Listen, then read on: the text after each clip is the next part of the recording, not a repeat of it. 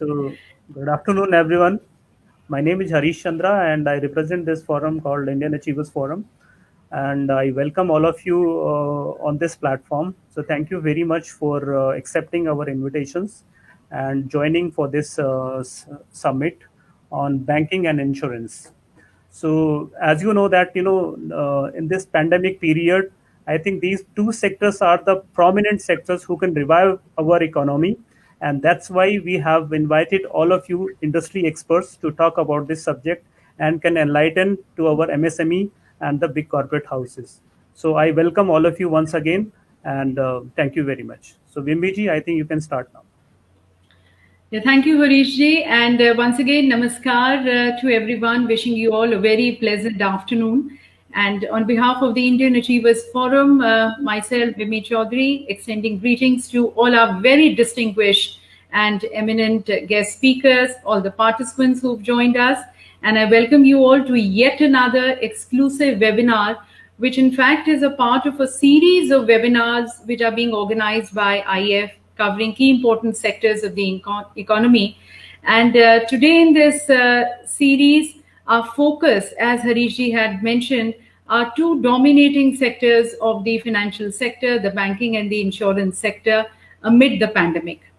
And till the time we are all waiting, in fact, anxiously for the vaccine doesn't come. We work on reviving our economy with the banking and the insurance, the economic vaccines for India, if I can say. And that's the topic which we have for today. I think we are all facing it, and we are all pretty much aware that the pandemic has resulted in a global economic contraction far exceeding those of the Great Recession that ended in 2009. In fact, it has occurred at a much faster rate. It has been much deeper. It has affected all sectors and has infected, in fact, many of the world's largest employers. Back in India, if we see RBI, and RBI sounding very optimistically cautious, has mentioned that India's GDP in financial year 2021 is likely to contract 9.5%, and it is later than it is going to be seeing a rebound.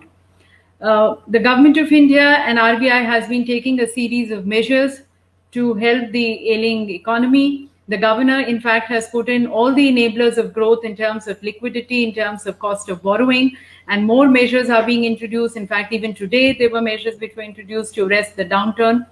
But then a little dampening has also been the S&P global rating, which has mentioned that countries like India, Mexico, and South Africa are among the banking systems that are going to be a little slow to recovery to the pre-COVID situation. And the recovery probably we are going to be seeing by 2023. As for the insurance sector is concerned, yes, this is one sector which has seen a little pickup in terms of the insurance awareness. There has been a greater awareness among the people regarding the insurance in this pandemic period, and people are actually going more for the term insurance plan. But then the sector again has been facing the impact of the regressing economy, and probably the way forward is going to be for the sector coming up with more and more innovative products which are more specific to the COVID-19 policies, and also to leverage more on the technology for the greater penetration.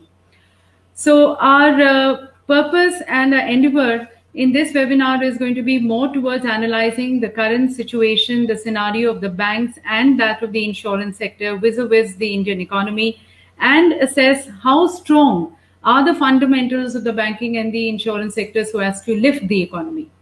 We will try pricking the brains of our eminent speakers who are policymakers. They're from the chambers of commerce and industry, and they are the luminaries from the banking and the insurance sector. I'll also sound you of the eminent speakers who are joining us in this webinar. Our chief guest for the webinar is Mr. KJ Alphonse, the Honorable Member of Parliament, Rajya Sabha, and he's the former Union Minister of State for Culture and Tourism. He's going to be joining us in a short while from now. We have Mr. M.N. Sharma, the Secretary General of Insurance Council and the ex-CMD of United India Insurance. We have Mr. Hemant Bhargava, the ex-CMD of LIC.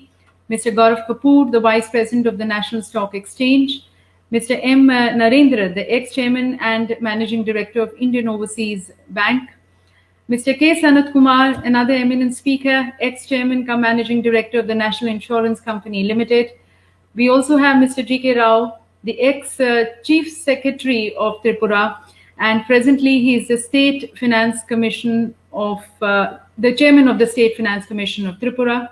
We have Mr. Sanjay Agarwal, the President of the PHG Chamber of Commerce and Industry, along with Mr. Ashish Garg, the President of the Institute of Company Secretaries of India, and Mr. Shiv Shankar Lathur, the MD and CEO of Suyog Telematic Limited. And from the Indian Achievers Forum, from the organizers' side, and as was mentioned by Harish ji, that IEF is actually a partnership of business, political, and professional and the other representatives of the Indian community. They're coming together to define and to discuss the key issues of the Indian economic agenda. And in fact, on this platform, we have also been recognizing the achievers across the sectors.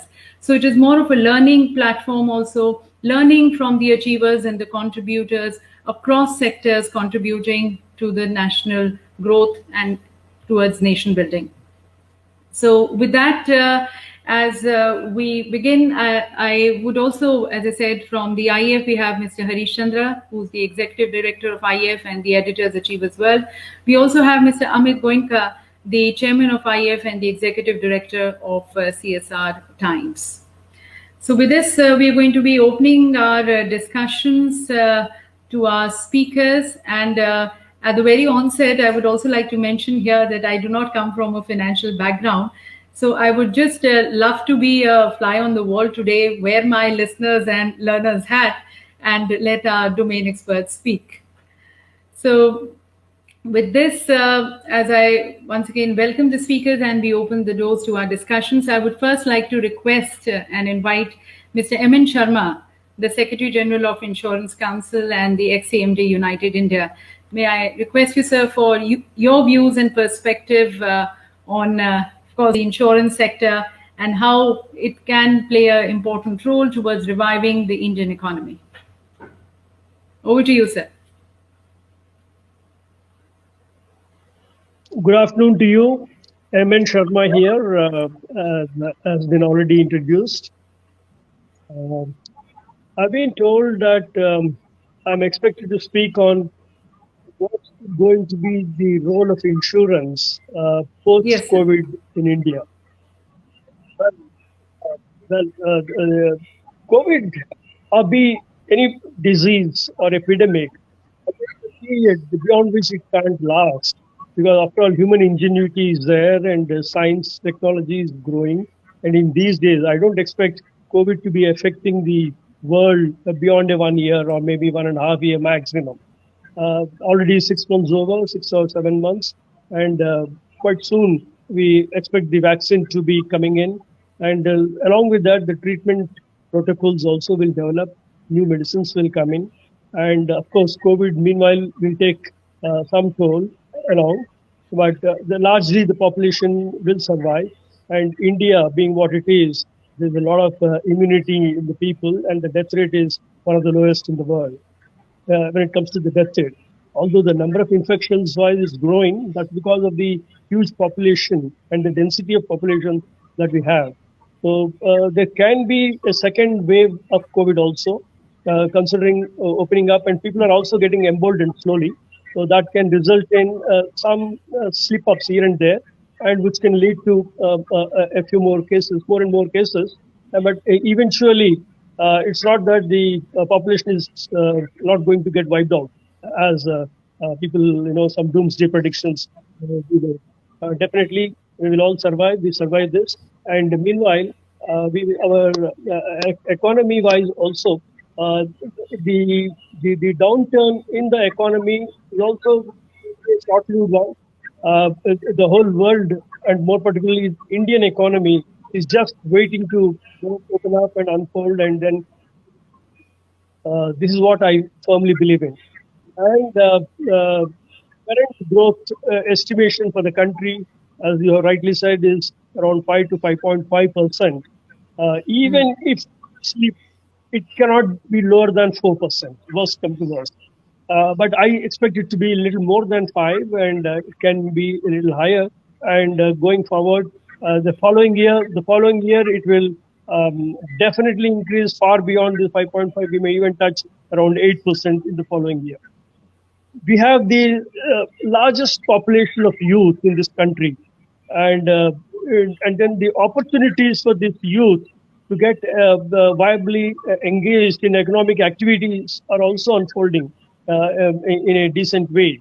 Irrespective of what the opposition talks in the country, there are opportunities that build up, and if there are no such opportunities, jobs in government sector will grow, and the entrepreneurs will come up.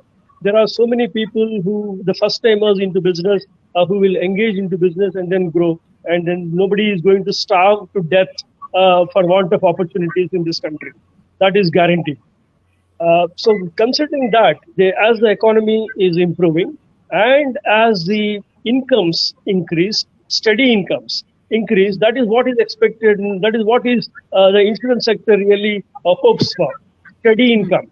Once people have steady income and some economic resources to protect, and risk of course is there all around us, and risk, economic resources to be protected, and steady income will lead to people to look for opportunities of protecting them. That is risk transfer mechanism, that is insurance, and then people have to pay the premiums and avail the insurance. Health sector is definitely bound to grow further, and that's because of the new technology that is coming in, because human life is the last thing to be given up in by anybody. So nobody will give up that easily. When the technology is available, when hospitals are there, facilities are there, people do try to avail, even selling off the last piece of properties, whatever they have, and they will try to survive. So hospitals will definitely do big business, and hospital technology and all will push the cost.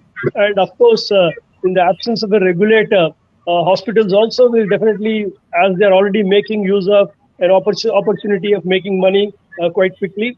So all this will push up the cost of treatment, and that will make the people to look at insurance, health insurance. So I expect health insurance to continue to grow almost around 20% in the next 10 years.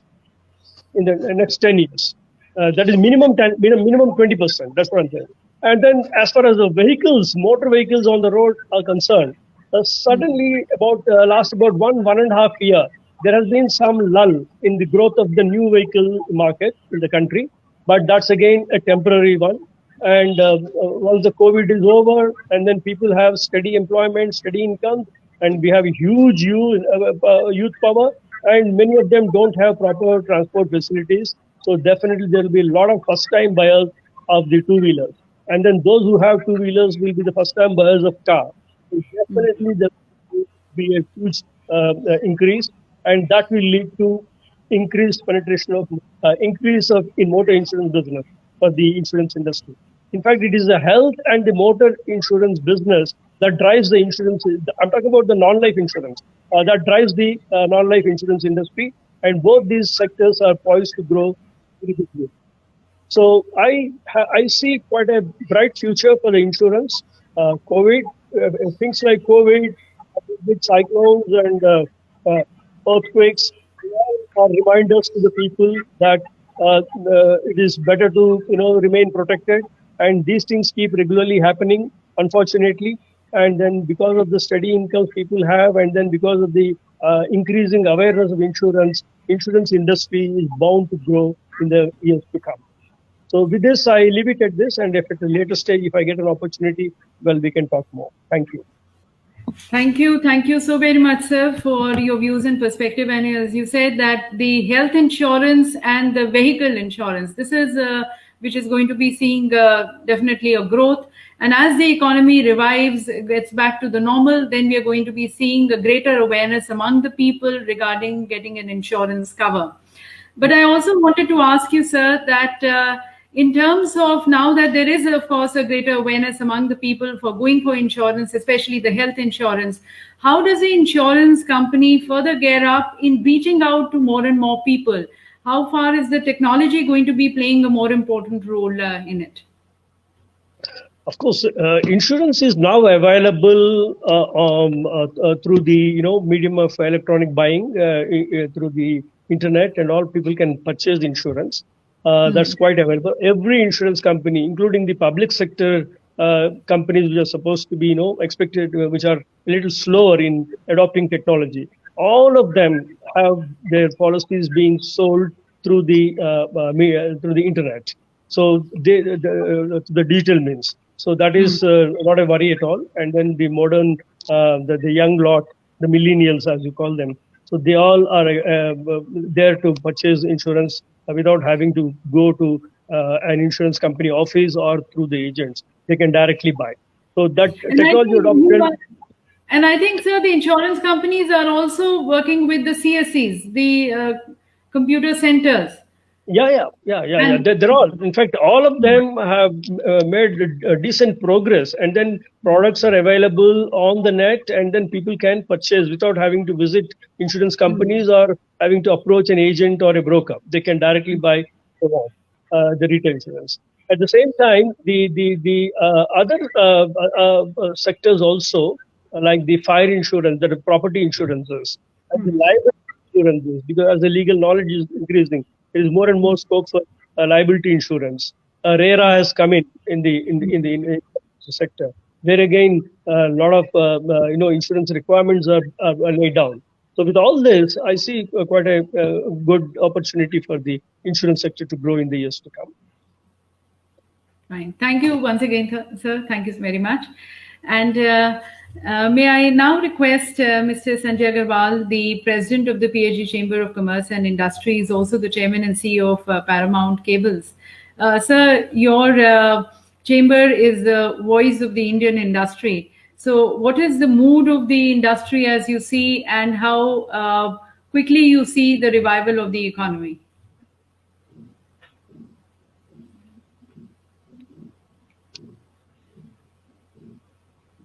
Sir, I believe your mic is on the mute mode. Yeah. How do I? Yeah, is it unmute? I think. Can you hear me now? Yeah, you are audible. Yeah, Sir. yes, sir. We can hear you now. Thank you so much. It's really a pleasure to be participating in this seminar with such eminent personalities who are going to be sharing their views. I am here, of course, as the president of PhD Chamber of Commerce and Industry. And I would like to mention here that the PhD Chamber of Commerce and Industry has been working for the promotion of trade, industry, and entrepreneurship for the last 115 years. We represent the views of more than 150,000 businesses and industries and small enterprises.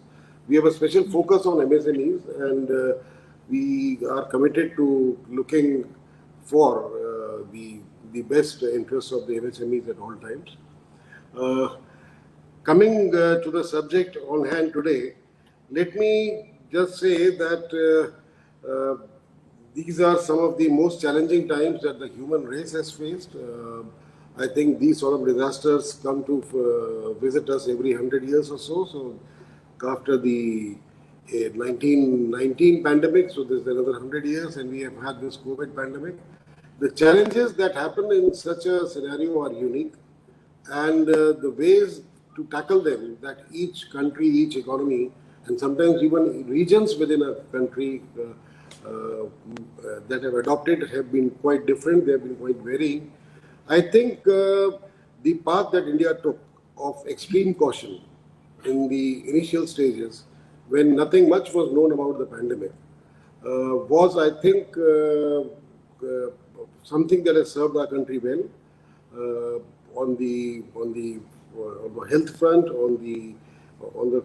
in terms of casualties that could or might have happened.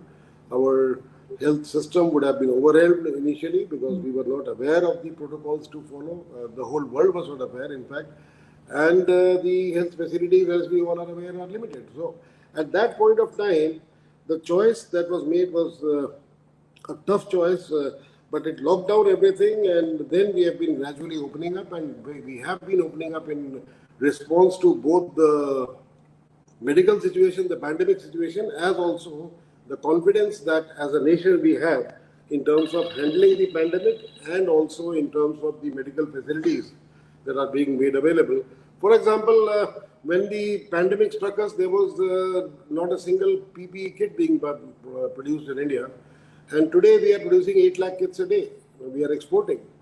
Similar, masks, everything, even the, all sort of other equipment that one needs, I think we have now in sufficient quantities and we are able to produce.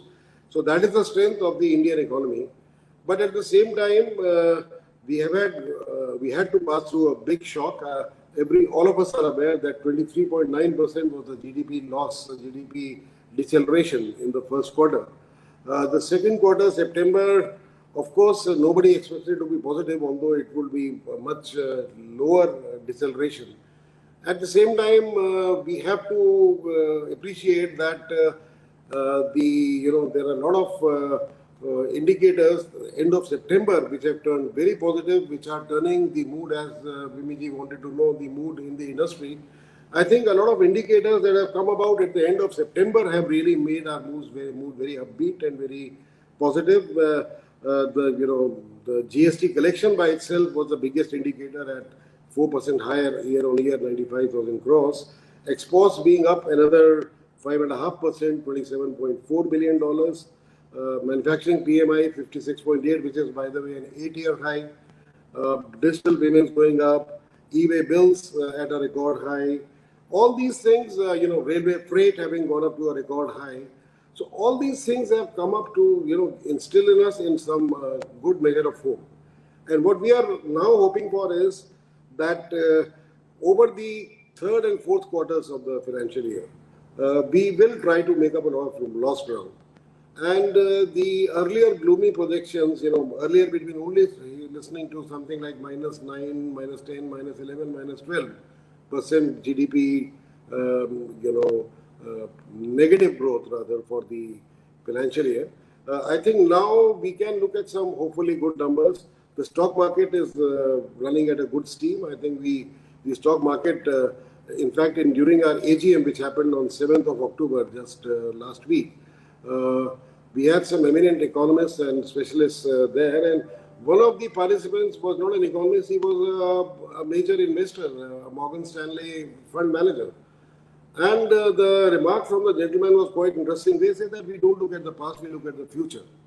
And their prediction is that we are going to come out pretty strong. And according to Morgan Stanley predictions, the loss to the economy is not going to be more than -4.5% for the financial year 2021. Now, and they expect some very strong upbeat growth next year. So I think that is something very positive. Coming again to the subject of the vaccine that is our banking sector and insurance is providing, I think this vaccine has it's been underlined by a lot of steps that have been taken in our country in response to COVID. Of course, the biggest example is the emergency credit line ECLGS, right? It's a tongue twister, ECLGS, the emergency credit line for MSMEs, which was pegged at 3 lakh crores.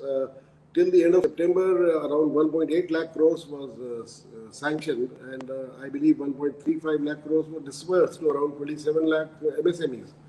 Now, these sort of numbers, this is sort of vaccination we talk about, which has been given to the economy by the government, but through the banking sector. The banking sector is the vehicle through which this was delivered. So if you have managed to actually support 27 lakh units, I know that we have got 6 crore roughly MSMEs in the country, but 27 lakhs still is not a small number. And, people could still be looking at other government schemes of support on various fronts, and those all would also be probably, somehow again be distributed through the banking sector. So the vaccination that the banking sector has provided for the economy also, of course, includes the distribution of, huge amounts of money, whether it's 5,000 a month or for the Jan Dhan Yojana and some farmers 2,000 rupees over every quarter or something. All these have been used through the banking channel. So I think banking channel has played a huge role, especially electronic banking. The number of electronic transactions that has gone up in the country, that's again very encouraging. All these web payments and net payments and mobile payments, they've been extremely good. Insurance, nobody can ever downplay the importance of insurance in this sort of difficult time. I believe insurance companies must have faced a lot of claims, and this is exactly the time that these insurance companies exist for, and that is the tough time that they have to pay have in terms of their payouts, but also a time in which people realize the importance of their industry, and then they are going to, remember them all through till the next century probably, right? So I think today's topic is very apt, and I'm not an expert, and I do really look forward to hearing the experts out there. Thank you so much. Thank you so very much, sir, for your views. And as you mentioned कि COVID आपदा तो लेके आई, पर साथ साथ उसने अवसर भी हमें प्रदान किए हैं. And as you see that, yes, the measures which have been taken by the government, they are in fact like those, and the banking sector, and through the banking sector, through the RBI, they have been like that immunity boosters for our economy, and we are going to be seeing a revival. I really like when you said that, they said that don't look into the past, but now look into the future. And that is where we need to really gear up and move forward with a lot of positivity. And that is by the third and the fourth quarter, you are seeing the revival of the economy. So that's a very optimistic message, sir, and we really hope that it works this way and we are able to get back to the normal. Must be optimistic. Yeah. Thank you so very much, sir. And now our next speaker, I would like to invite Mr. Gaurav Kapoor, who's the Vice President of the National Stock Exchange. And he has more than 19 years of experience in the varied sectors from manufacturing, chemicals, banking to financial markets. He has wide experience in the field of operations, product management, customer service, business development. He in fact has been with NSE for more than 10 years. And he has played a very pivotal role in the launch of new products at NSE, from currency, mutual fund platform, interest rate future, and the others. And he's also on the strategic group at NSE. So would like to now hear the views and perspective of Mr. Gaurav Kapoor.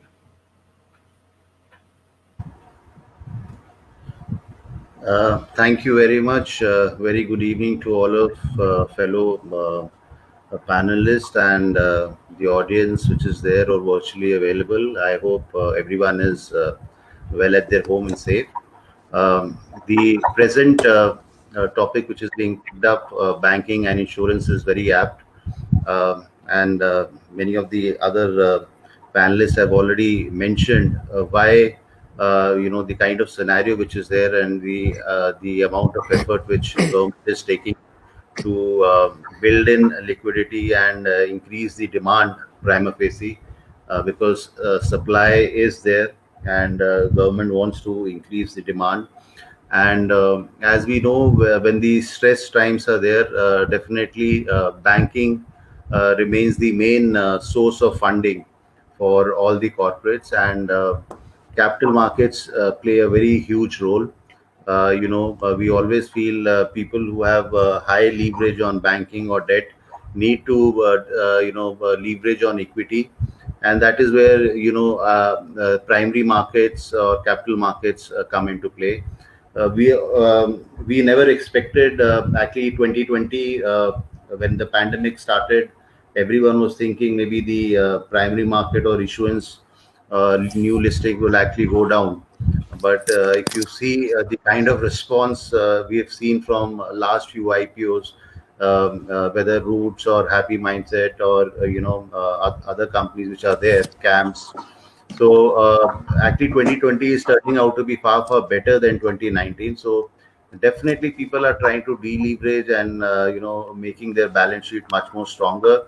As a capital market, we've seen close to addition of 35 to 40 lakh active clients entering into a primary market and helping companies to raise capital. But two things which I would like to highlight here is, which is very close to NSE, initiatives also. One is we have a NSE Emerge platform, which basically helps smaller companies to raise equity capital. And this platform was started way back in 2012, so almost effectively last 8 years back, where we all know SMEs, most of the SMEs or entrepreneurs, when they start their journey, they put their own hard-earned money. Then the bank financing happens, and then probably now based on the kind of industry which you are in, you may have a seed capital or an angel investor investing into you. And finally, once a company becomes big, they used to go and get listed onto the main board. So during this journey, right from starting as a proprietorship to becoming a public limited company, generally, if you see, organization used to take minimum 10 to 15 years based on research, and many of the small SMEs actually, fall out and become bankrupt because most of these SMEs are dependent on debt capital. So that is where NSE Emerge comes into play. It helps the smaller companies to get listed and raise capital. We have seen almost close to 200 companies have listed on NSE till date, which is definitely a good number, but not good as compared to the size of SME companies which are there in India. And they have raised close to 3,000 crores of capital. And presently, the market cap of these companies are close to around 12 to 30,000 crores. And the average issue size, if you ask me, is around 15 crores. There are some companies which have raised as low as 4 crores, and there are some companies which have even raised 70 to 80 crores. The guideline which was the guidelines which was being formed by SEBI in 2012, basically understanding that SME balance sheets are much more stressed. They are the accounts are not much transparent. The professionalism also would be far lower in these firms, but definitely they may have a good top line and a good net worth. So SEBI eligibility criteria is very simple for any company to get listed on NSE Emerge platform.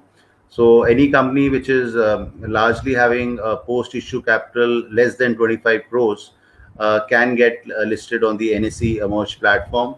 The company needs to have a 3-year operational history, and out of those 3 years, the 2 years needs to be a positive cash accrual. The advantage for any company to go for NSE Emerge rather than waiting for getting listed on the main board, one of the key advantages I feel is, any company, a smaller company who wants to come and get listed, they require only 50 allottees vis-a-vis 1,000 allottees which are required on the main board. The other benefit is there is 100% underwriting which is there on the NSE Emerge platform, which ensures that in case the issue is not subscribed completely, the merchant banker underwrites and ensures that the company finally gets listed onto the platform. Based on number of seminars which we have done in last so many years, reaching out to various group of SME and associations put together, one of the major concerns of a promoter had been dilution of their stake. They always feel if I get listed, I lose control on my firm. So the guideline says promoter only needs to dilute 25%. So 75% still remains with the promoter. So that concern also is being taken care. The other good advantage is a company can get listed onto the main board, and then finally, once it reaches to a certain criteria, it can actually move to the main board. Once it comes to the criteria of the main board in terms of eligibility, it can actually move to the main board. So the conduit is provided for a SME Emerge to move to the main board. The process is very simple. The companies have to appoint an intermediary, prepare an offer document, which is basically a document which they need to submit to NSE, and based on NSE due diligence and working, we will give a in principle approval, and then finally the company can get listed. And we've actually seen companies getting listed for various reasons. There are small and medium enterprises. We all know they play a very huge role in export business. So many of these companies, when they get listed onto the exchange platform, their credibility, transparency, increases. And whenever they are doing business with the external party abroad, either as an exporter or as an importer, it really helps them to bring that credibility onto their business.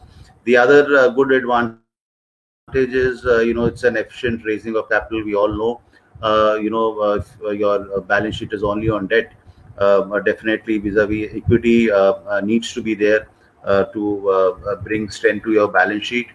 The other good advantage is, we've seen these shares can be used as collateral, and definitely your borrowing terms with banks improves. The other platform which I would definitely want to say in few lines is the RXL Trades, which is the trade receivable platform, which NSE along with SIDBI and other banks like ICICI and SBI, which is basically a factoring a platform, which helps to do bill discounting electronically in a very simple way. The MSME or the SME company can actually come to the platform, upload their invoices, and there are financiers, multiple financiers which is available to him vis-a-vis only the banker which he generally transacts. So he has flexibility to get quotes from various financiers, and based on better rate, he fixes up his deal, and the financier finance the buyer for the similar amount. It basically helps. We all know, even though as per the rule, the MSME is supposed to be paid in 45 days, but the credit period actually goes anything above 3 to 4 months. So this platform really helps the seller, the MSMEs to get their invoices discounted.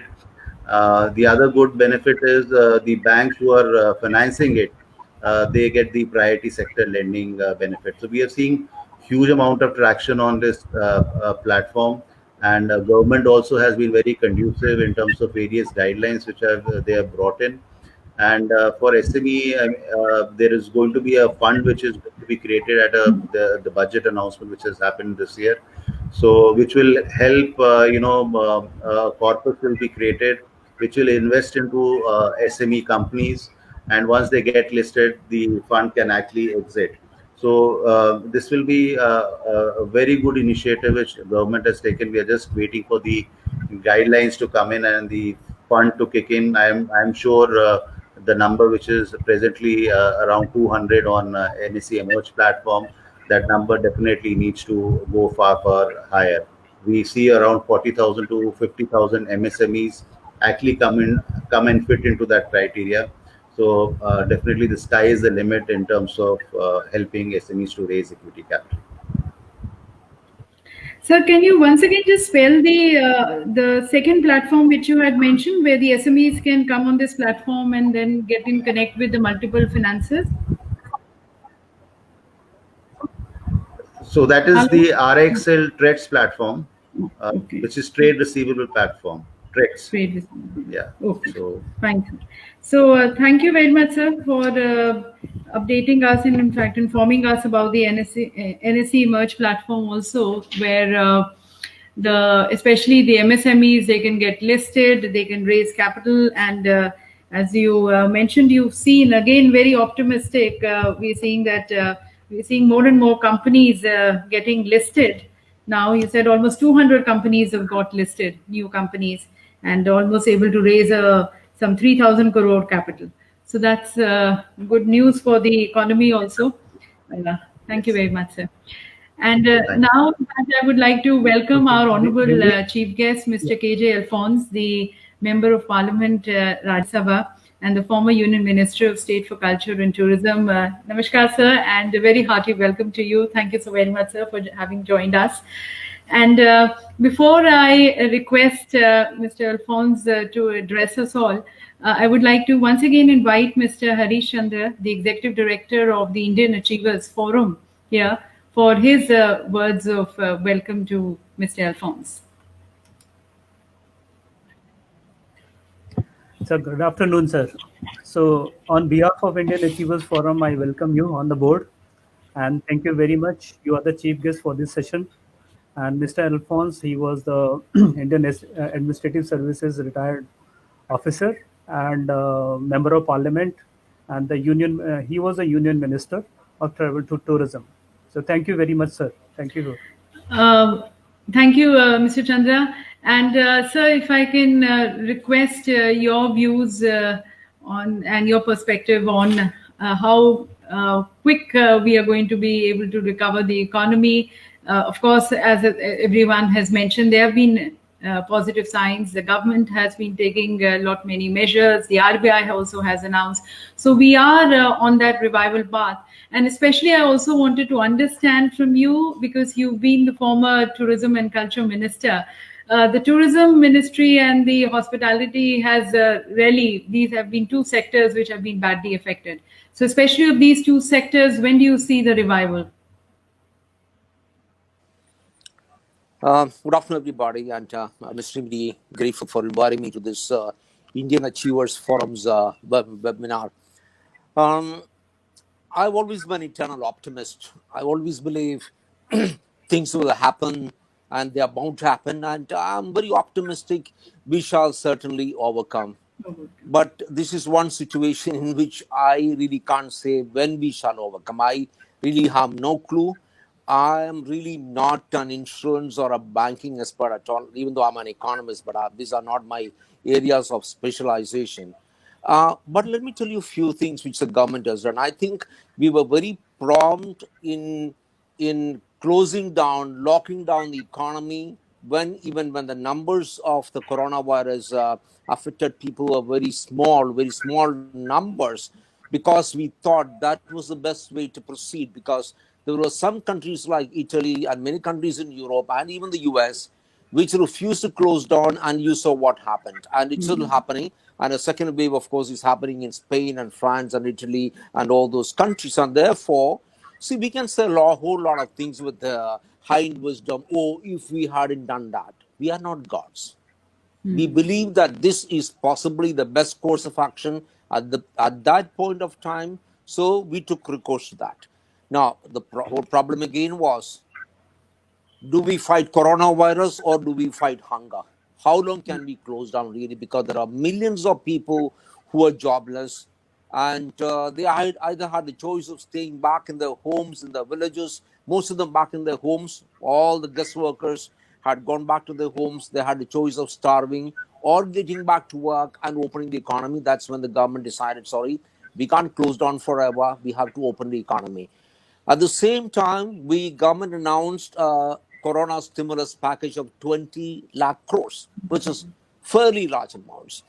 And the money has gone into all sectors.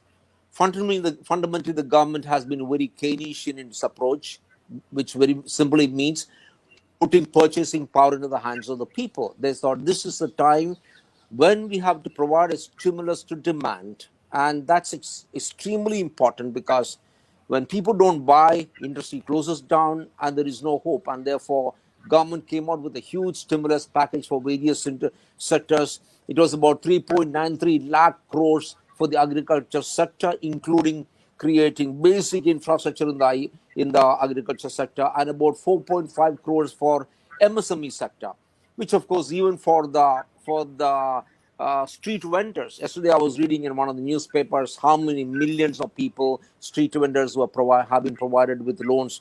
Just 10,000 rupees. They don't need so much of money, and but we have serious problems. As of now, I do not know up to what percentage of pre-COVID levels the industry has come up to.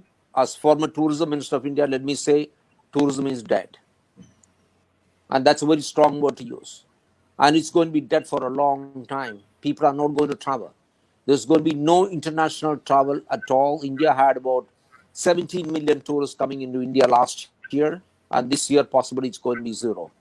And as per the Global Travel and Tourism Council's reports, India had an income, a gross revenue of $234 billion, not million, $234 billion from tourism. And we were employing 81 million people in India. Imagine, all that's gone. So this is the industry which has been hit so badly, and I did not see any recovery at all. So I decided to do one thing. Last week, my friend suggested, let's go somewhere where we'll keep all the protocol. So let's just drive down to Rishikesh, go down, swim in the Ganga, maintain all the protocol there. We went there, we spent 4 or 5 days there, gave some business to the hotel, and we had an amazing time keeping all the protocol. We even attended the Aarti.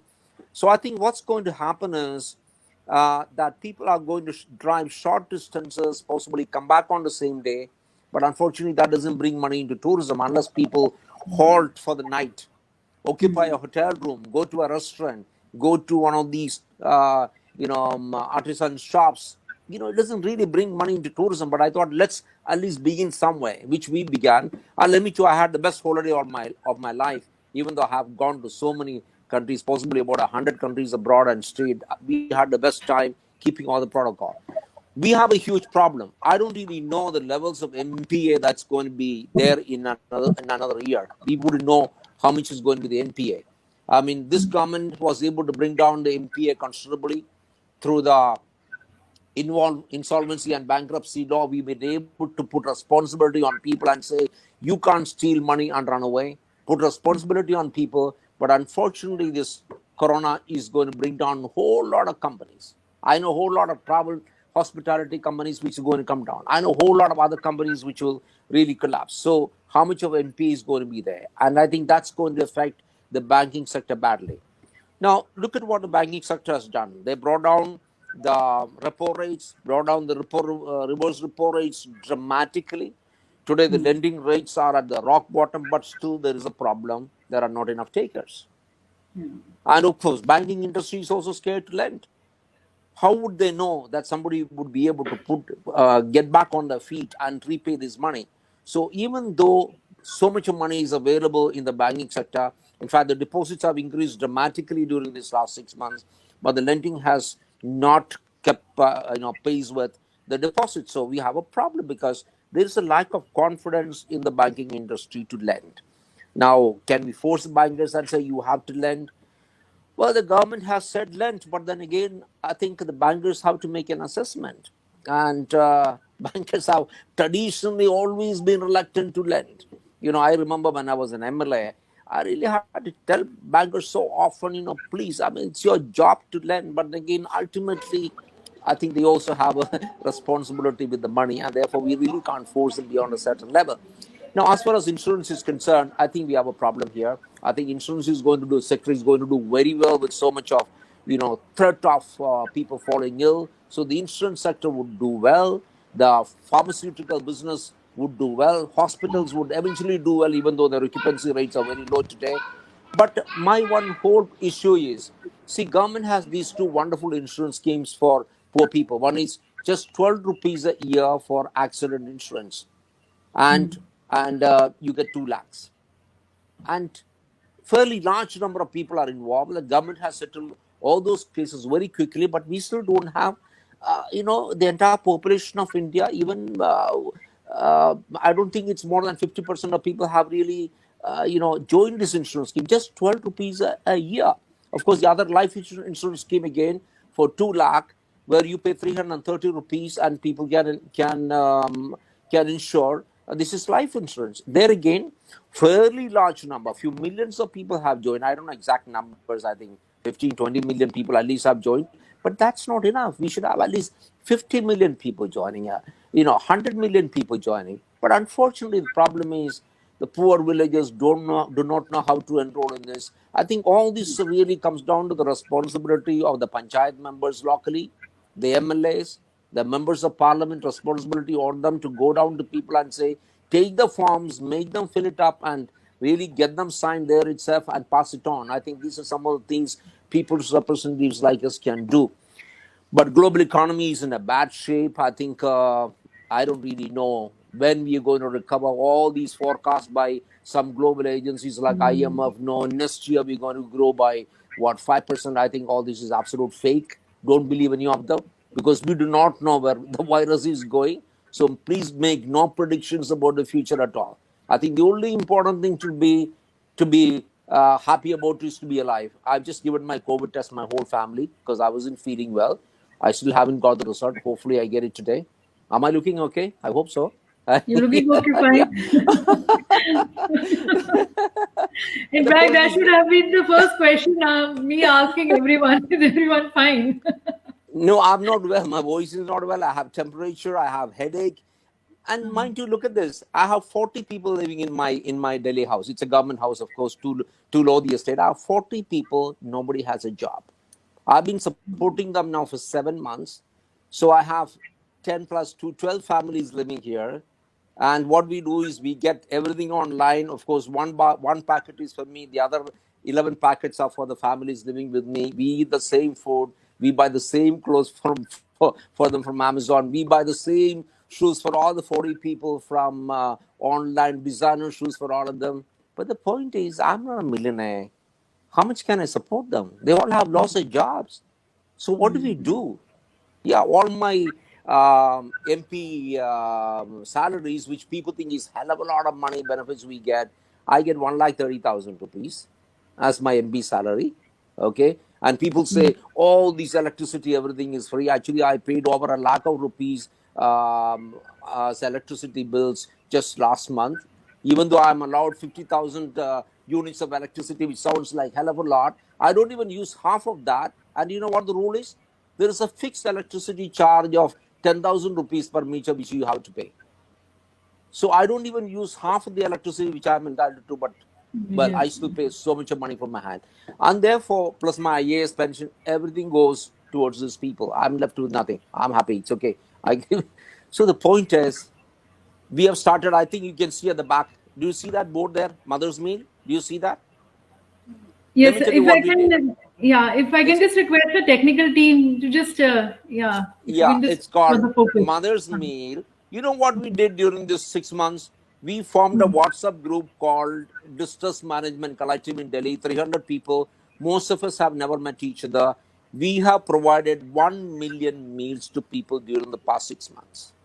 And now, 3 months back, my mother passed away because of the after effects of COVID.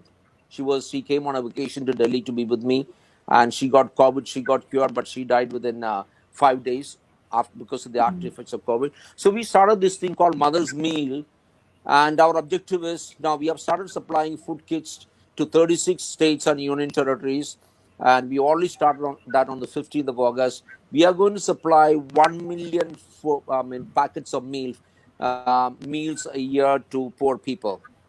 Is it possible? Am I rich? Am I a rich man? Not at all.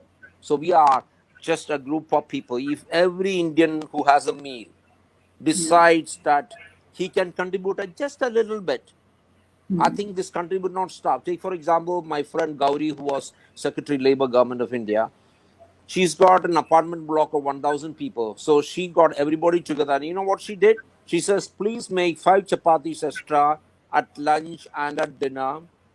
And then I will get it collected and I will deliver it to the Noida Development Authority. They've been doing it for 6 months. Is it difficult? Making 5 chapatis more? Can't we do it? I think these are things which all of us Indians can do. I feed about 15 species of birds in my compound. Sorry, it's just not looking after humanity itself. We are a very cruel species. We feed about 25 species of birds in my compound, and we have 300 eagles coming to feed every day, and we give them about 10 kilograms of chicken. Whoever said only human beings have the right to dominate over the world or to survive? I'm sorry. Every creature. I I have 9 pets in my house, all street dogs, all adopted. They all stay in my house. Can't humanity be a little kinder? Can't we? I think everybody should read *Sapiens*. How cruel a species, a human species has been, humankind has been, how we have wrecked the universe, how each of us can really, if you do a little bit, we don't really have to write off our wealth or anything. How if you do just a little bit, move that little finger, the world would be so much a better place. So I think this is a great opportunity for us, all of us, to be better human beings. The government, of course, to be much more courteous and kind, feel that it's a people's government, which of course they are already doing a lot. Bankers, please step into the shoes of the people who are in need. Please don't quote rules. As an IAS officer, I've broken every rule for a poor man. I made it very clear. I will break every rule for a poor man, not for a rich man. Let's be compassionate. Let's feel that the other person who comes to me really needs. And let me put it like this again. The person who spoke before me was speaking about stock exchanges today. I think the BSE index closed at 40,625. Has absolutely no relationship with the economy at all. And I see much more people coming into the stock market, putting in so much more of money. Is it a sign of prosperity? Certainly not. I see airlines which are not operating. Their equities, their stocks have gone up 100% over the past 6 months. I don't want to name the companies. If you want, I can name them. It's just ridiculous. I think we just got to get more real. What happens in the stock market generally, in this particular case, is not an indicator of the health of the economy. I think we are not in for a great times, but the government is doing all that it can. Now, the Prime Minister alone cannot save the country. I think each of us, in our own way, MPs and MLAs, we can't save the country. I think all of us are in our own little way, starting with our little children. I saw this 5-year-old boy. I'll just stop in another 10 seconds. I saw this 5-year-old boy came on YouTube. He visits an old age home every day. With his pocket money, he goes to the market, buys a bunch of flowers. He does nothing, doesn't talk to them. He goes on his tricycle, non-mechanized, goes to them, gives them a flower and just hugs them. And people say, all those old people said, this is the best thing that's happened in our lives. Little thing, but these are huge, big things for humanity. So, Indian Achievers Forum, you're all achievers. There are a lot of achievers in India, but let's put a little more humanity into our lives, into our economy, and I think we shall overcome, and we will definitely overcome. Thank you so very much, sir. Little hard talk, but yes, the real talk, and speaking from your heart. And as you said, the need of the hour is more towards becoming human, to be compassionate, feeling responsible towards our society, and even a small act can make a huge difference. And yes, the government is doing a lot, but then alone government can't be doing everything. It is the responsibility of each and every one of us, big or small. We can definitely make a difference. I think that message of yours, I hope it reaches out to more and more people. And what I really appreciate, your very straight talk in terms of, yes, these are difficult times, hard times, saying that we are going to be seeing a revival. This very unprecedented times. What is predictable, what is not, we really don't know. Certain companies, certain industries are accelerating. At the others, we completely have a break. So you don't know. वो हिंदी में कहावत है कि ऊंट किस करवट बैठेगा किसी को नहीं मालूम. So it is just people are more in an experiment mode nowadays, and speculations are on. We really hope, of course, we stand positive that things are going to be getting normal. But then it's going to be a little tough walk ahead. So, but then keep the hopes high and be positive, be optimistic, lend out a hand to the people who need. So thank you, sir. Thank you so very much for inspiring and motivating us with your positive message. Thank you. And now I would like to request our next speaker, Mr. M. Narendra, who's the ex-chairman and managing director of Indian Overseas Bank. We have been saying that banks are, in fact, catalysts towards the revival of the Indian economy. But as Mr. Alphonse has also mentioned, banks are ready to give loans, but then there are not people coming in. There is a little fear which is there among the people. People don't want to right now wanting to go for loans and have an extra burden. So again, there is so much of in that way a little negativism is there. Your views, sir? How can the banks be coming and playing a more important role in reviving and getting that mood upbeat again? Yeah, good evening to all of you, and thank you for having me. That also I am thanking for the Indian Achievers Forum for having invited me to speak on this webinar, banking and insurance, the vaccine for Indian economy. As all of you are aware, that the Indian commercial banks have been playing a very important role, and these banks are the lever for the economic activity. And in all times of up and down, banks have stood by their customers or the various sectors of the economy. They have not only protected the interest of depositors, they have also given support all those who are in need of funds, so that their activity will be enhanced, and thereby the economy or the GDP of the country will be increased.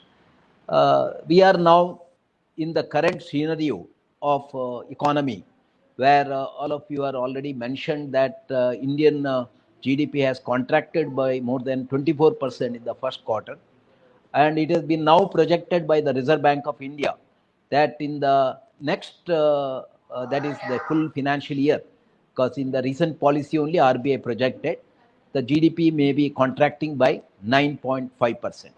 There are other indications which may be mentioning that the GDP contraction is much more higher. But currently, that in the month of September, quite a lot of improvements have already been seen in various sectors, and the manufacturing index has come to 56.5, and the service sector index is almost nearing 50. That is 50 and plus is the sign of recovery. So you would find that the quite a lot of areas like the tractor sales or some of the automobile sales, similarly power consumption and renewal particularly, and in some of the other sectors like consumer durables, all of them have and of course agriculture also. Actually, the last June quarter also agriculture has grown, when that is the only one sector showing positive growth, and in view of the good kharif season and record production, and the rabi crop also be to monsoon is going to be good. It has been projected that the agriculture production will have a good growth, and that the rural income will be higher. That will revive the demand for economic activity, and that revival is already visible. So in the backdrop of this recovery which is being visible, and also the lockdown which has been almost relaxed, and economic activity coming back to the at least to the what you call pre-COVID level now, that shows good scope for the banking sector also. And the banking sector in this period of COVID had remained in operation, and you should appreciate all our bankers as that of the warriors, that they ensured that there has been not any disruption to the banking. So it is primarily due to the fact that the customers also adopted digital as the means of banking. Even though physical branches were functioning, the digital mode has been used. In fact, other day, State Bank, the MD was mentioning that there are 90% of the transactions are taking place through the digital means. So that shows that the under our Prime Minister's vision of Digital India, quite a lot of digital work has been done, and that enabled the most of the activity to be done. In fact, other sectors also have adopted technology now. Globally also, the technology received the overwhelming support and upgradation during this COVID, and they are all preparing for next higher level of technology. And this has enabled that even now we are doing the virtual meeting due to technology. So that has enabled that the economic activity can be revived to digital means. Now coming to the bank, that due to the Jan Dhan account under the vision of again Prime Minister, that the banks opened more than 40 crores of such unserved accounts, and it is now to be appreciated that these accounts are having more than 1,34,000 crores balance, and this is prior to that. Later again, the 1,70,000 boost given by the government, all were and even the payment to the farmers were all through this direct benefit transfer received at the hands of the beneficiary, so without any leakage. So this is again another work done by the bank. And in the backdrop of Reserve Bank of India giving more than 9 lakh crores of liquidity, and also Government of India giving the Atmanirbhar Bharat of 20 lakh crores of package, along with some cash benefits and some of the transformational changes.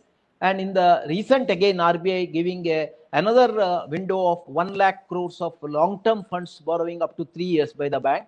And the government yesterday's measure of around, I think, 70,000 crores of bringing the expenditure ahead in terms of demand push. All this will give the bank also opportunity. In fact, Indian banking, the credit to GDP is very low, around hardly 60-65%. Globally, the credit to GDP is beyond 100, 130, 160 in advanced countries. So that shows that the Indian banks have the scope to expand credit and have a multiplier effect on the Indian economy. Now, currently, of course, the GDP growth is hardly, or our banking credit growth is hardly around 5.6% year to year.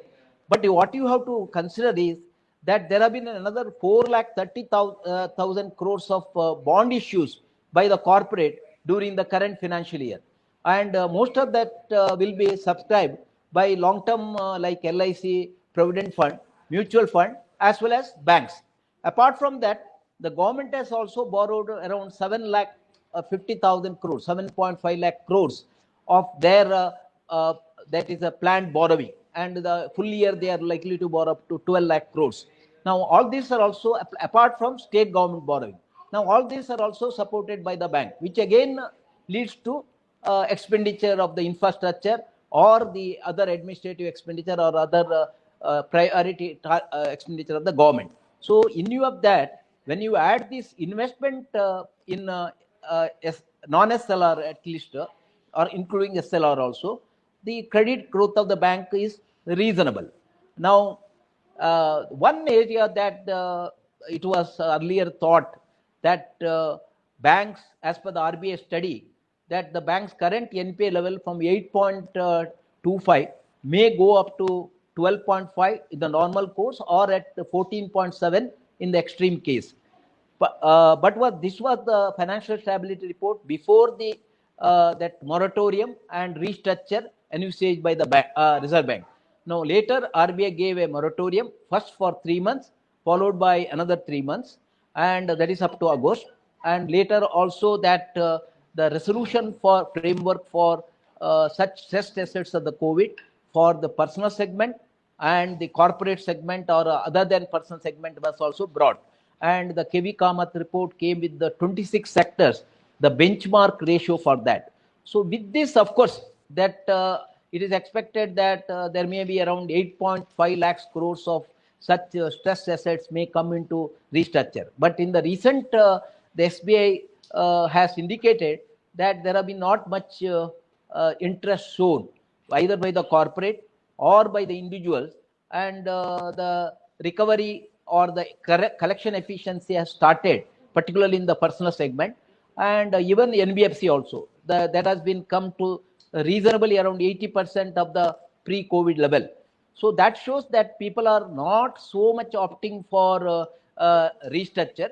And but the fact is that if the likely recovery, which may, if not this year, next year, if the GDP grows in the nominal growth also substantially, and in the next another 2 years, Indian economy comes back to its normalcy of growth, and if it is that, then there is no such likely that such restructured or these stress assets may again fall into NPA. So it is expected that the current NPA level, which is likely to go maybe 11 and a half as per some credit agency, but most of the banks have in the recent days have covered most of their NPA by provisioning. So the provisioning coverage has also gone up to 62%. And some of the banks, this is average, whereas some of the banks are more than 80, even including State Bank is more than 80%. And their net NPA level and some of the gross NPA level also, some of the public sector banks, some of the commercial banks have come down. So they are financially strong. And even in the private sector bank, their performance has been good.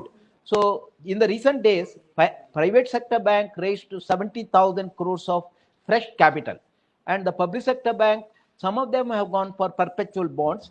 Now the government has also given them a grant of 20,000 crores as additional capital.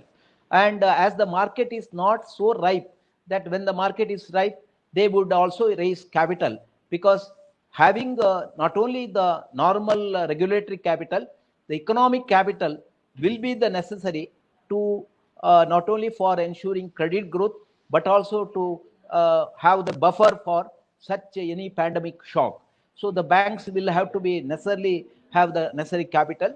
And with the merger of the banks and recent initiative by the government of India, the financial and the residency strength of the banks have also improved.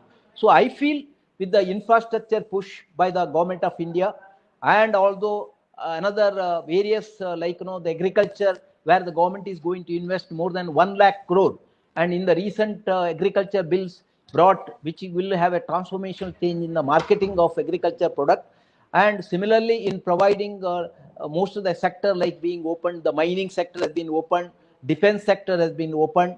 I think the private sector will start now taking steps after the recovery of increasing their capital investment. The current capacity utilization may not be more than 70%. So now it has been one factor which has been having a worry that the private sector investment has not been coming. And if the private sector investment do not take place, then you cannot have additional what you call economic activity. Another important aspect is the saving also has been coming down. Particularly, of course, in the current scenario, a lot of people have lost their jobs, or their income would have come down, and they are also conserving their saving. So they don't want to spend any other than luxury, what you call essential services. Essentials, But ideally, 34% of our that savings should be there. That whereas now it must be hardly less than 20%. So one more important is that with the lot of interest rate reduction brought by the Reserve Bank, more than 115 basis points, the money market rate as well as the transmission of rates taken by the commercial bank, that the final interest rate to the corporate or the personal segment or the MSME segment has come down, other than the risk premium which is being charged. So now, when the borrowers are likely to get very low rate, even up to 7.5%, they are getting, and some of them today, that because the money is being bought back to RBI by way of reverse repo, that their RBI banks are getting only 3.35. They are now willing to give at a lower rate. So if the borrowers are getting, but other side our senior citizens or the savers are getting lower rates, and that is where the Reserve Bank is also wanting to inflation to be controlled. If the inflation goes up, that we will get a negative rate, or what you call not a positive rate. If the inflation in the recent date it was 6.6%, and but the RBI report of that states that by the end of the financial year, the rates of the inflation will be within the band of 4%. So once again, I would like to assure that the banks will play a very important role in ensuring the economic recovery, and all our customers or our depositors can be assured of the greatest full support by the banking industry. Yes, madam. Yeah, thank you. Thank you very much, sir, for analyzing the current scenario of the Indian economy. But as you said, with the infrastructure development which the government is going forth, the agricultural reforms, the banking system, with the measures which they have been introducing, you stand very optimistic that the path to the recovery has already started. And probably in the next 2 years, we might come back to pre-COVID times. And you were you stand also very optimistic regarding the regarding less NPAs. Though, as I heard the honourable former minister, he was little regarding skeptical regarding the more NPAs in the tourism sector. So I really hope that that does not happen and we are able to recover fast. So with that, I would now like to request our next eminent speaker, Mr. Shiv Shankar Lathur, the Managing Director and CEO of Suyog Telematics Limited. Welcome to you, sir, and request for your views.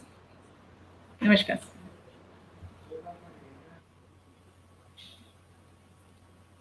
So we are not able to hear you. Maybe your mic, if you can put it on, please. Or be a little closer to the system.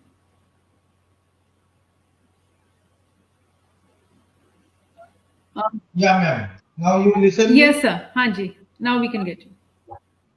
नमस्कार सबको नमस्कार actually अभी नरेंद्र साहब ने बहुत अच्छा बोला कुछ पॉजिटिव इम्पैक्ट और कुछ निगेटिव इम्पैक्ट तो कोविड के कारण आया ही है उसको मार्केट बहुत अच्छी तरह से समझता भी है और नरेंद्र जी ने भी उसके बारे में बताया कि इमर्जिंग मार्केट में एनएससी में काफी लोग लिस्टेड भी हो रहे हैं तो पहला मैं इंट्रोडक्शन मेरे खुद का देना चाहता हूं कि due to technology everybody is agreed that कि हम लोग टेक्नोलॉजी के कारण ये वेबिनार वगैरह कर रहे हैं तो luckily we are in a sector of telecom infrastructure so हमारा ये कोविड में धंधा डबल हो गया है और इंफ्रास्ट्रक्चर का काम तो बहुत ही जोर से चल रहा है as per as telecom sector where I am working मुझे इतना ही बताना है कि ऐसे सिचुएशन हर 100 इयर्स के बाद आते ही है कोई भी बिजनेस सेक्टर में ये हिट आता ही है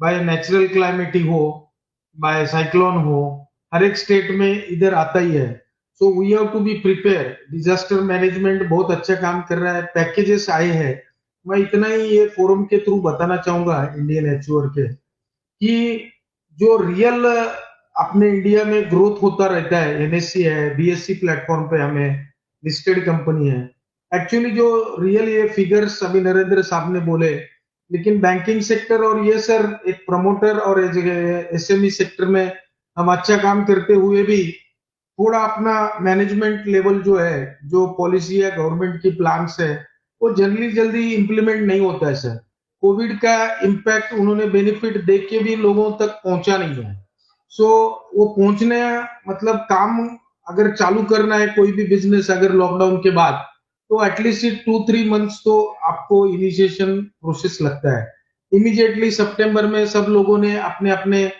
इंटरेस्ट चालू किए बैंकिंग सेक्टर ने सब कुछ चालू किया एटलीस्ट आदमी स्टार्ट नहीं होगा तो क्लोज डाउन का सिचुएशन होगा तो मेरी ये अपील रहेगी ये फोरम के थ्रू कि बैंकिंग सेक्टर हो या ये सेक्टर हो केस टू केस थिंग्स में भी डिफरेंट मैं ये एग्री करता हूं कि कोई सेक्टर के लिए जैसा नरेंद्र साहब ने बोला कि एग्रीकल्चर ओपन है डिफेंस ओपन है टेलीकॉम सेक्टर भी सर बहुत अच्छा चल रहा है वोडा आइडिया का शटडाउन था फिर भी सुप्रीम कोर्ट ने उनको डिसीजन दिया सो सेक्टर जिंदा रखने के लिए जो भी सपोर्ट गवर्नमेंट से होता है वो टाइमली नहीं हो पाता है सर इसीलिए एक एंटरप्रेन्योर के एंगल से अगर आप देखेंगे तो उसका जो इफेक्ट है और वो जो रिजल्ट ओरिएंटेड लाना चाहता है या एनपीओ ये बाकी सब चीजें रिलेटेड है कि गवर्नमेंट की पॉलिसियां कितनी फास्ट इंप्लीमेंट होती है लोगों को कितना इमीडिएटली उसका बेनिफिट्स मिलता है जो बाकी वर्ल्ड में देखा जाए हम लोग बात करते रहते हैं तो उनका इम्पैक्ट इमीडिएटली उनको मिला है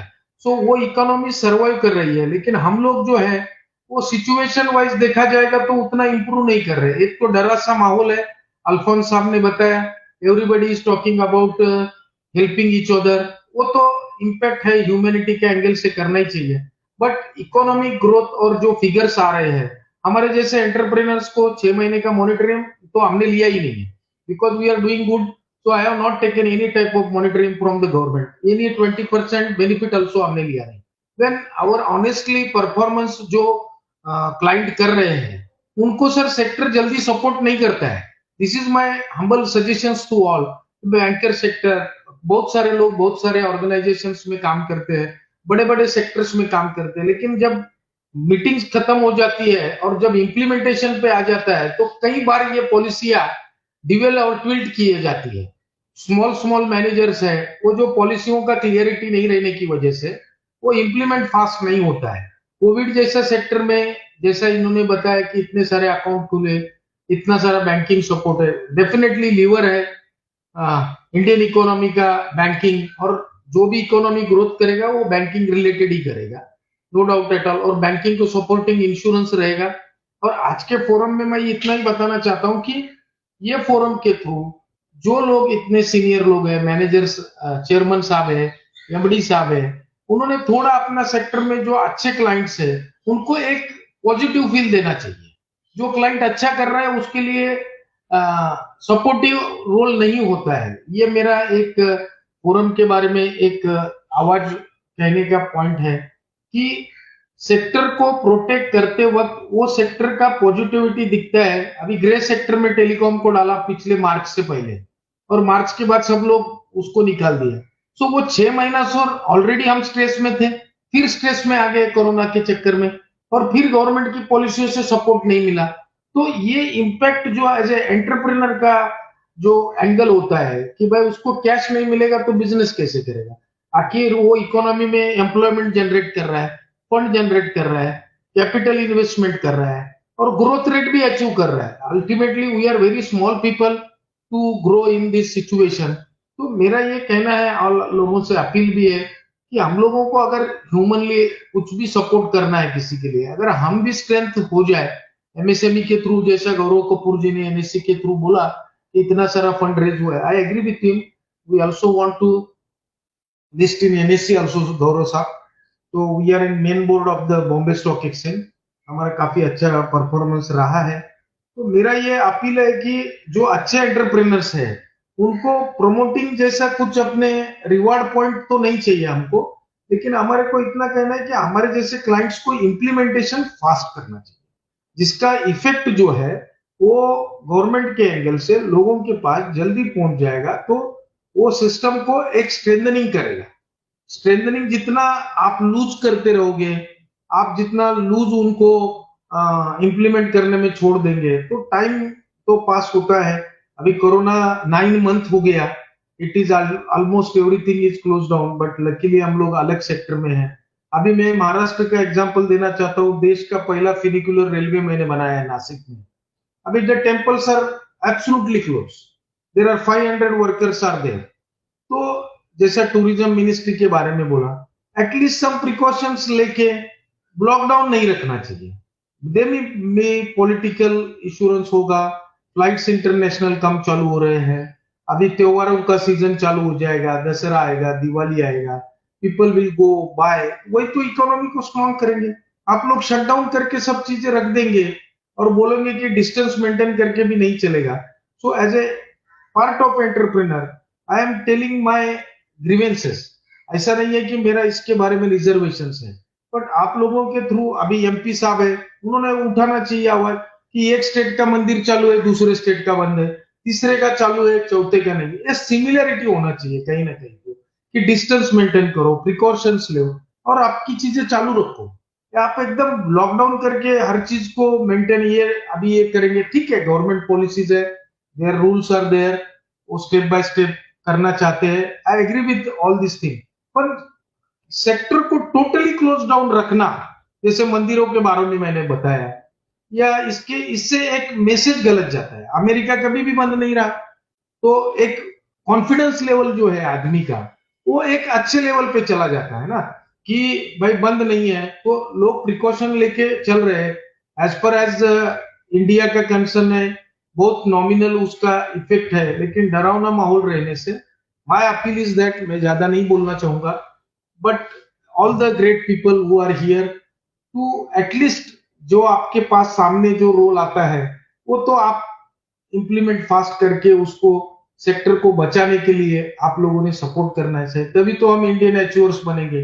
अदरवाइज हम लोग एक एज के पहले फिर वो एक एज हो जाएगा तो फिर अनदर सिचुएशन चालू हो जाता है। जब तक हमारे पास एज है, जब तक हमारे पास टाइम है, उसी टाइम में हमको हमारा रास्ता निकालना है। लास्ट टाइम में कुछ टेक्नोलॉजी के बेनिफिट्स थे, अभी टेक्नोलॉजी के बेनिफिट्स हैं, कुछ एडवांटेज है तो कुछ डिसएडवांटेज है, but I think overall is advantage is going on. Corona से भी अपना सिचुएशन रिकवर हो जाएगा और I think our economy will be grow in a very fast way, क्योंकि जिस तरह से जीएसटी है और ये सब स्ट्रीमलाइन हो रहा है, बैंकिंग हो रहा है, all the payments are being going by labours को भी हम लोग आजकल बैंकिंग से पेमेंट कर रहे हैं। So system is coming, I think it's a positive impact है, कोई निगेटिव इम्पैक्ट नहीं है, पर टेक्नोलॉजी का बेनिफिट्स लेके उसको इम्प्लीमेंटेशन जो डिले चल रहा था उसको और फास्ट करना चाहिए, इतना ही मेरा कहना। Thank you very much for calling me.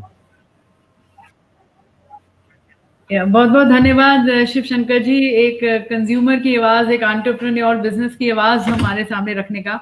और जैसे कि आपने कहा कि हाँ वो पर कि लॉकडाउन बार बार नहीं होना चाहिए, पर अब मेरे ख्याल से अब तो हम अनलॉक 5.0 में आ गए हैं और धीरे धीरे सब कुछ अनलॉक हो रहा है। अब तो वो ज्यादा नागरिक की एक जिम्मेवारी बनती है कि आप अवेयर रहें और ये समझें कि कोरोना भी खत्म नहीं हुआ है और आपको वो 3 चीजों को याद रखना है जो सरकार बार बार कह रही है। एसएमएस, सोशल डिस्टेंसिंग मेंटेन करनी है, मास्क पहनना है और सैनिटाइजर यूज करना है, सैनिटाइज करना है।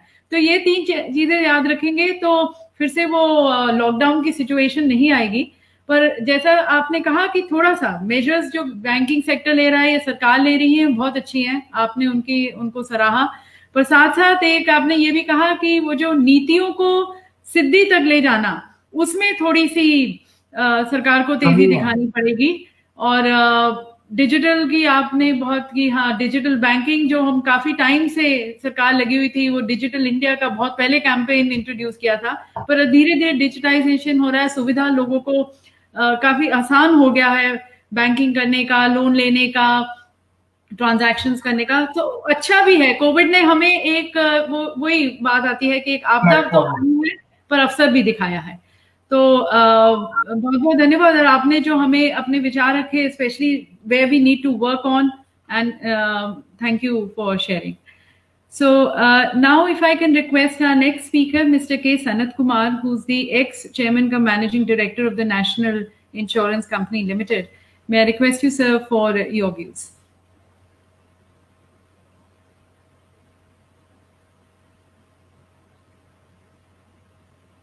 Sir, not getting your voice. Sir, आपकी आवाज नहीं आ रही है. Now it's all right. हाँ जी, हाँ जी, हाँ जी. So thank you very much. Good evening to all of you. So the term economic vaccine that you have invented, it's a very unique and novel term. I think there are a lot of discussions around that. So banking and insurance you have brought in as economic vaccine. Let me add from the perspective of general insurance industry. My colleague, ex-colleague, Mr. Naga Sharma has discussed something about that, but I'll just bring it to some few points. Let us just have a look at it, how the vaccine has really worked. Unfortunately, this vaccine doesn't prevent the happening of a pandemic or a disaster. Today is International Day for Reduction of Disasters. It doesn't really prevent that. But when it steps in after a disaster or a pandemic has happened, to minimize, to reduce the economic losses arising out of that. That's the whole purpose of the general insurance industry. Now you see, with the moment you hear about general insurance industry and COVID, you talk about hospitalization. See, here in India, the health insurance penetration per se is quite low. In fact, the data continues to show that almost 70% of the people has to meet their hospitalization expenses out of pocket and not from an insurance structure. Though the country runs the biggest mass insurance schemes in the world, which is the Prime Minister's Ayushman Bharat. This is by far the biggest in the world, but still the penetration is quite low. So a typical health insurance policy covers COVID, hospitalization due to COVID. There's no confusion about it. Authorities have very clearly cleared that.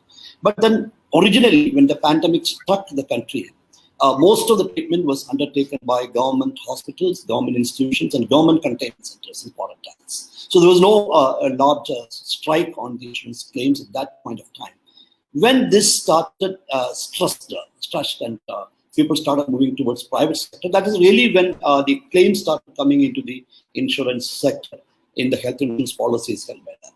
It was, as I said, it is already covered. There were a lot of confusions on how do the consumables like PPE kits, gloves, oxygen cylinders are all being claimed by the people and how the insurance companies are handling it. There were a lot of confusions on that.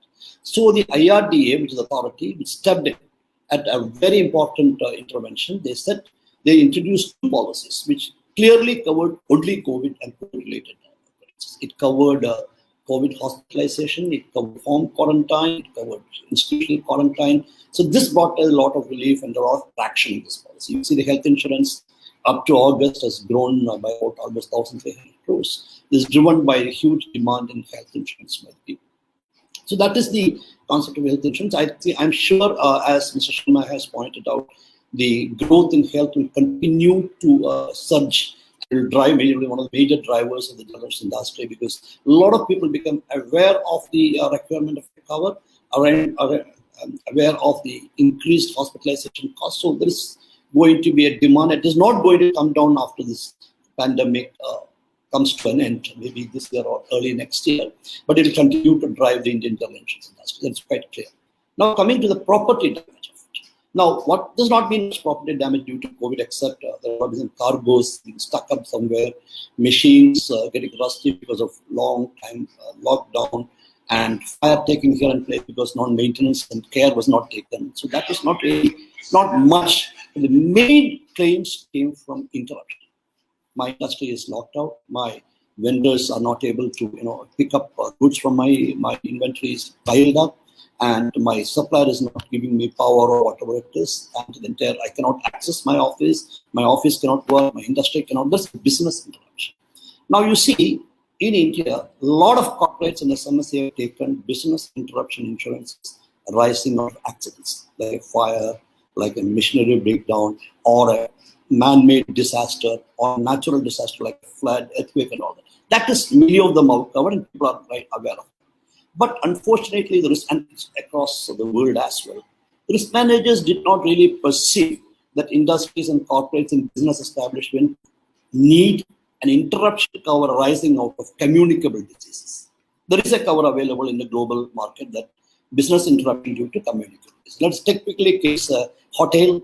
Let us typically case a movie theater, a mall, an airline, which is just laid down, which is perfectly all right, perfectly everything is fine, but just locked down. And even after the lockdown is over, it's not able to take off due to the economic situations rising out of COVID, obviously. So this is not. See, we hear Olympics in Tokyo Olympics, which has put a huge amount of money into it, was postponed. It is completely insured by Lloyd's market. And most of the Olympic committees, major expenditure in postponing was picked up by the tab was picked up by the Lloyd's market. It did not really happen in India. I mean, it does not really happen in many parts of the world. In fact, in US, the government, as I speak now, they are contemplating mulling over bringing in a compulsory retroactive business interruption cover for the insurance industry. Retroactive. Now, this is going to shock a lot of insurance companies, because government says you are COVID, we have a COVID, and you have a policy, so there should be some kind of retroactive cover. I mean, that's being, battled out in the courts of law. That cover is not here. So that is a huge protection gap. That is where the COVID has maximum effect. Of course, as I told you, the hospitalization has been picked up. The authority, the government of India has entered. In fact, the Prime Minister has brought in a terrific scheme of covering entire health workforce against death up to 50 lakh rupees arising out of the COVID, which is absolutely, never happened that kind of a cover in this country. That is picked up by an insurance company and is running very well and been extended now. And the introduction of the COVID specific policies, which really focused on COVID hospitalization, COVID quarantine, home, institutional, everything was also brought in. But then this gap continues to haunt the economy. And now there's a lot of talk happening in the industry. I'm very happy to hear that, along the reinsurance industry, global reinsurance industry, that there should be some kind of a pool where the assets are or the funds are accumulated, out of which insurance companies can develop covers and pay to the people who have been affected by a pandemic. Probably it will not happen in this pandemic because it's already over, perhaps if the country, hopefully will not, but if it's going to happen, a similar kind of a situation, that the business are interrupted, locked up, the economy comes to a standstill, my industry cannot, manufacturing cannot happen, some kind of an interruption cover is possible. That is, I'm talking about corporate. What about the huge amount of people who have lost their livelihood? A lot of discussion here on street vendors. Now, street vendors, I'm a vegetable market person. I sell eggs in the market. I sell that. I can't move out because of lockdown. I mean, the lockdown is picked. I can't buy my merchandise from anywhere because there's no money in my pocket. And suddenly, my banking industry is not going to come to for 10,000 rupees. There are government schemes and all that. And I think the biggest vaccine that has happened is the Prime Minister's Atmanirbhar scheme, which is 20 lakh or almost 10% of the GDP, which is, I think, should be called as the biggest, as you use the word vaccine, economic vaccine in your public domain. I think that's the biggest economic vaccine that happened. But then that really will not attempt, it will probably give a loan to restart business or probably to discount their receivables, as the banking experts have put here. But what about the wage interruption? What about the loss of income to the family? I think the insurance industry here has to develop that kind of income. I think people have to really think about it, really come out with it. Let us see whether it happened in a cycle, in a flooding situation.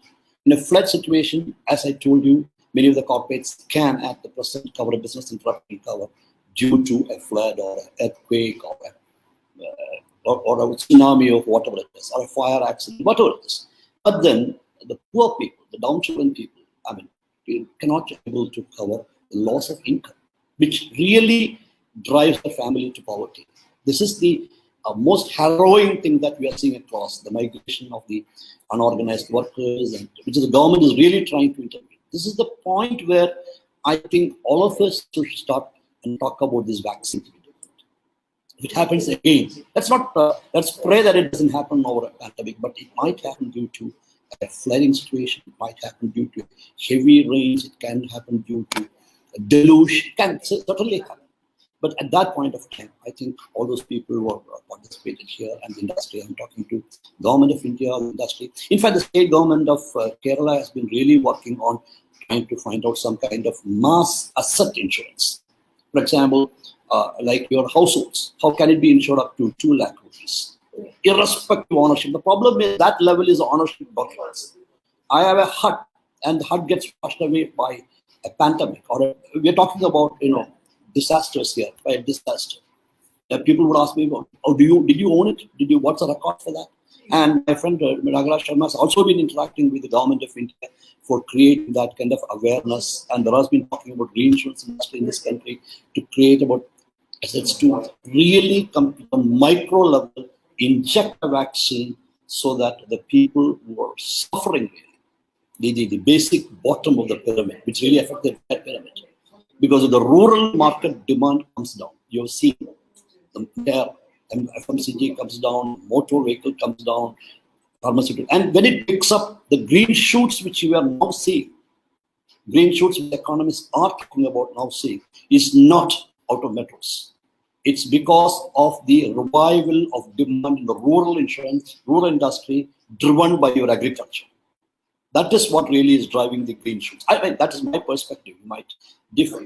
So how do we as an economy, as a thought leaders, really drive to micro level to inject, and using the significant word that you have coined, economic vaccine, to end that time? I think that is my thing which I have to say. And thank you very much for the opportunity to talk. Thank you very much, sir, for your views. And as you said, we need to inject this economic vaccine, the insurance vaccine, more for the vulnerable sections of the society, reaching at the grassroots level. And as you said, we are the green shoots which we are actually seeing are from the agriculture. So we need to pump in more there.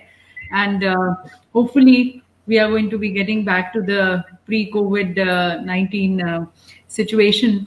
And thanking also for sharing with us about the pandemic pool. It was much news in the newspapers, and some people also not very positive about it. But then I'm sure that, having that kind of a pool is going to be helping, especially the medium, small, and micro enterprises. and so that they do not have to lay off their employees, a situation which has actually risen and been a little bit of dampener.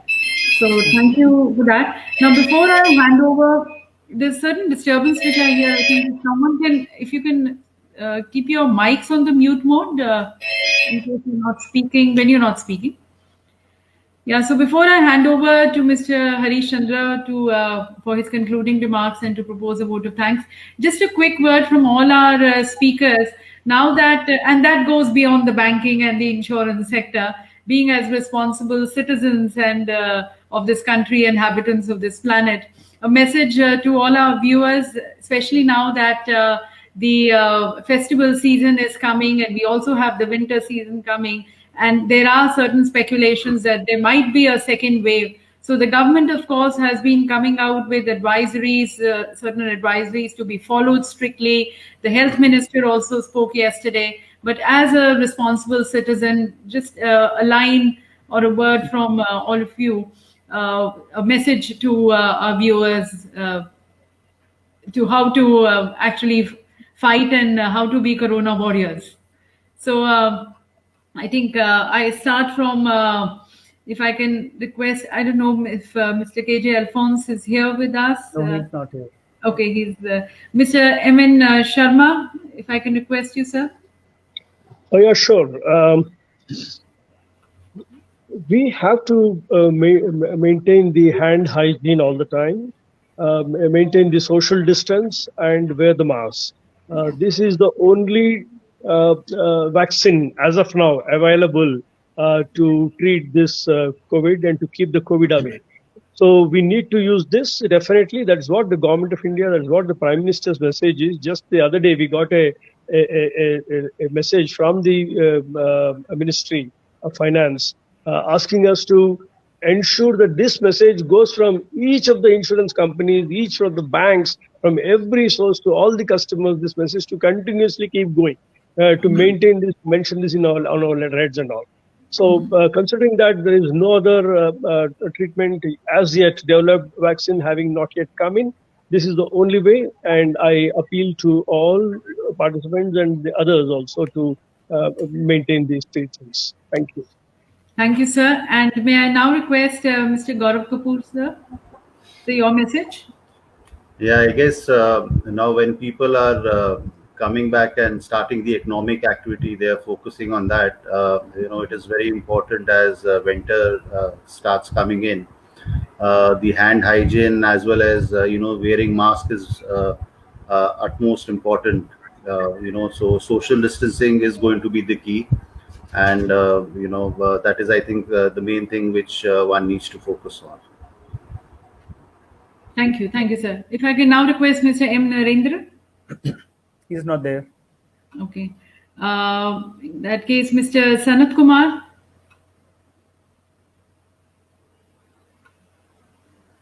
I believe is there. Mr. Sanjay Agarwal, if I can request you, sir.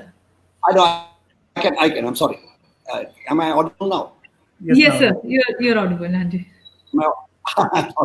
Sorry, I keep on unmuting and muting, confused. So the point is very clear that we should have a self-hygiene as a mask and sanitization. But at the same time, I think we should step out and see that neighborhood is also protected.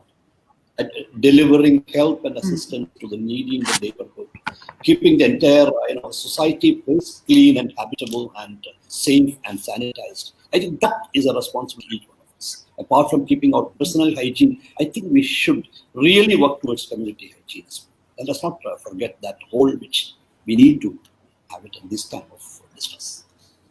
Thank you, sir. Thank you. And may I request Mr. Sanjay Agarwal, sir, if he's here with us? Okay, I believe not there. और हाँ जी, शिव शंकर जी, यदि आप हमारे viewers को कोई message देना चाहेंगे. Unmute, please unmute. Shiv Shankar ji, आपकी आवाज नहीं आ रही है, माइक ऑन करना आपको.